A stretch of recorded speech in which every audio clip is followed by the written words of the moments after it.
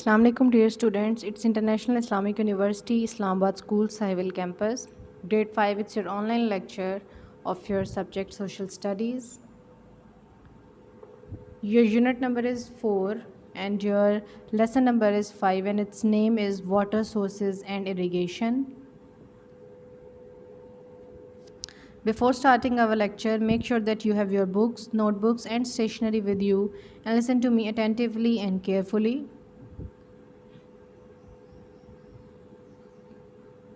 Starting with the introduction, the ocean contains nearly 97% of the total water on earth.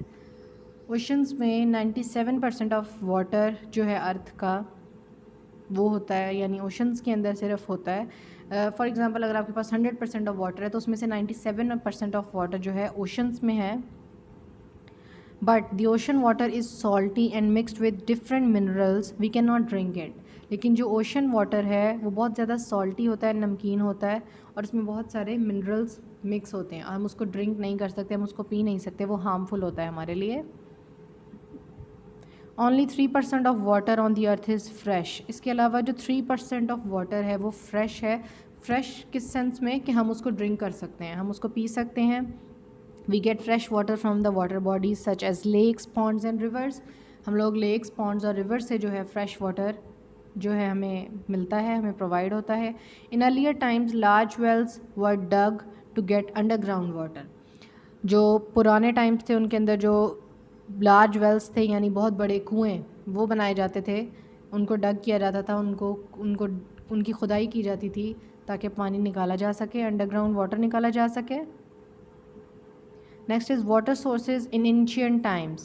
Many people also lived in places that were do not close to any river. बहुत से ऐसे लोग हैं जो ऐसी जगहों पर रहते हैं जहाँ आसपास कोई भी रिवर नहीं होता है। People living in such places had to travel long to fetch water in mud pots and other containers. और ऐसी सूरत हाल में क्या करना पड़ता था, लोगों को अपने मड पॉट्स लेके जाना पड़ते थे या कंटेनर्स लेके जाने पड़ते थे ताकि वो पानी को फिल करें और अपनी नीड को पूरा कर सकें। Some time they had to walk 5 kilometres a day to reach the nearest source of water. तो मोस्टली उनको 5 किलोमीटर का जो डिस्टेंस था वो कवर करना पड़ता था ताकि वो अपनी नीड पूरी करने के लिए वाटर ले सकें। People travel long distance to fetch water. लोग पानी सिर्फ लेने जाने के लिए इतना सफ़र जो है वो करते थे।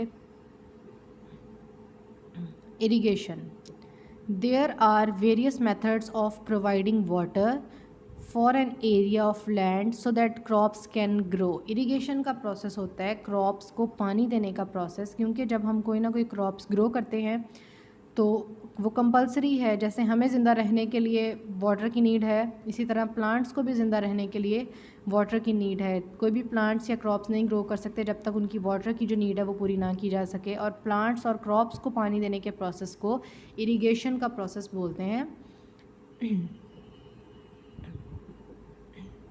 It is known as irrigation. Pakistan has the largest irrigation network in the world. Pakistan में सबसे बड़ा इरीगेशन नेटवर्क है। A major source of water supply in Pakistan is the Indus River along with its tributaries.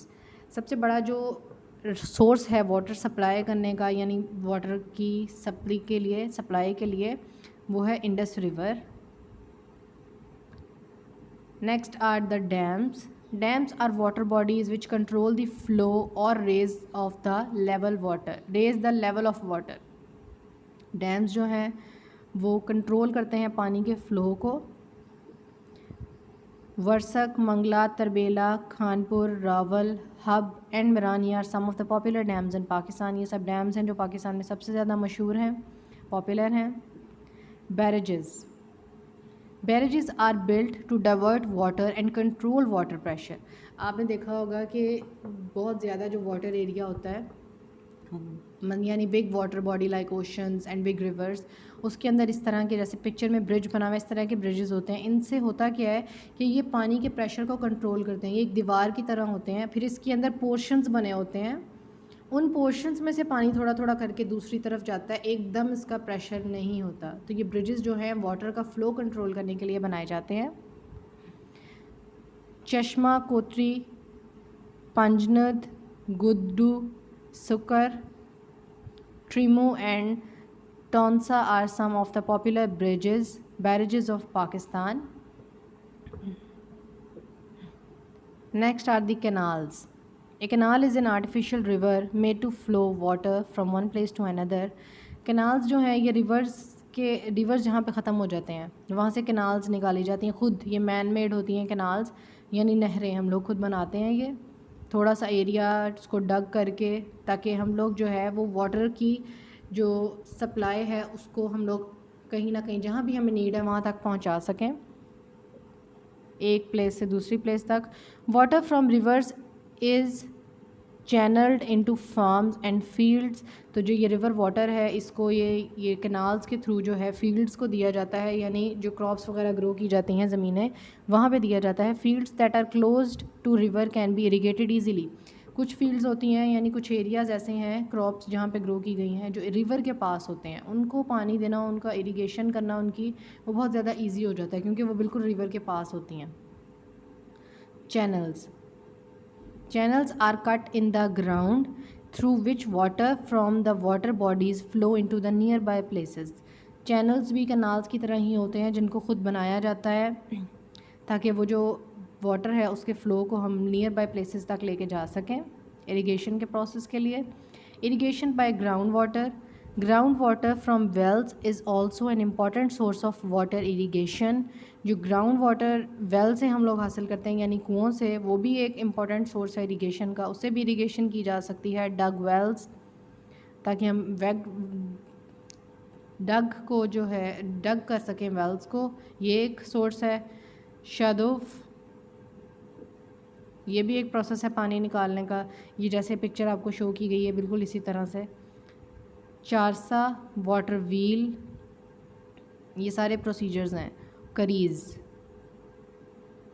ये सारे procedures हैं underground water को निकालने के लिए। Okay class. Tube wells as well, tube wells का तो आप लोगों को पता होगा यकीनन, बहुत सारे एरियाज़ में ट्यूब वेल्स बने होते हैं जिनसे अंडरग्राउंड सिर्फ ये है कि इसकी जो डेप्थ में इसकी खुदाई की होती है, इसकी डगिंग की होती है, जिसकी वजह से हम लोग पानी जो है वो हासिल कर सकते हैं।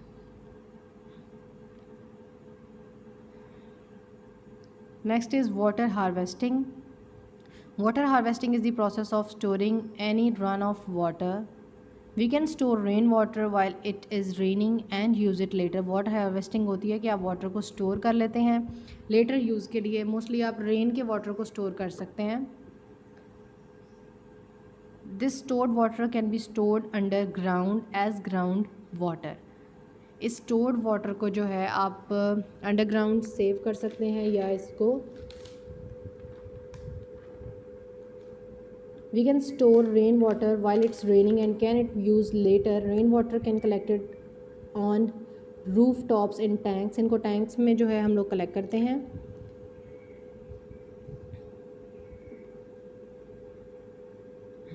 River, lakes and ground water are all secondary sources of water.